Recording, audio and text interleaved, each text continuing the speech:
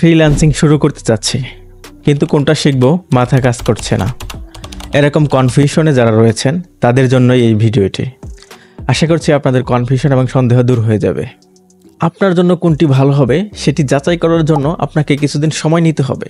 আমার অভিজ্ঞতা থেকে যদি বলি, সেটি হচ্ছে আপনি ইউটিউবে গিয়ে রিসার্চ করুন। প্রথম দিন ডিজিটাল মার্কেটিং নিয়ে ভিডিও দেখবেন, দ্বিতীয় দিন গ্রাফিক্স ডিজাইন নিয়ে ভিডিও দেখবেন, তৃতীয় দিন ভিডিও এডিটিং নিয়ে ভিডিও দেখবেন, চতুর্থ দিন ওয়েব ডেভেলপমেন্ট নিয়ে ভিডিও দেখবেন।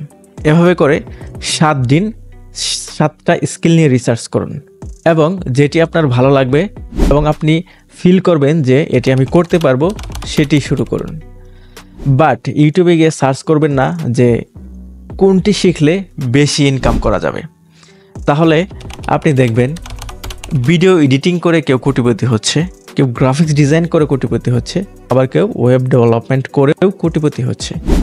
তাই অন্যরা কি করছে সেটি না দেখে আপনি কি করতে পারেন, আপনি কি পারবেন, আপনাকে দ্বারা কি হবে সেটি যাচাই করুন এবং সেটি শুরু করুন। ধন্যবাদ সবাইকে। আসসালামু আলাইকুম।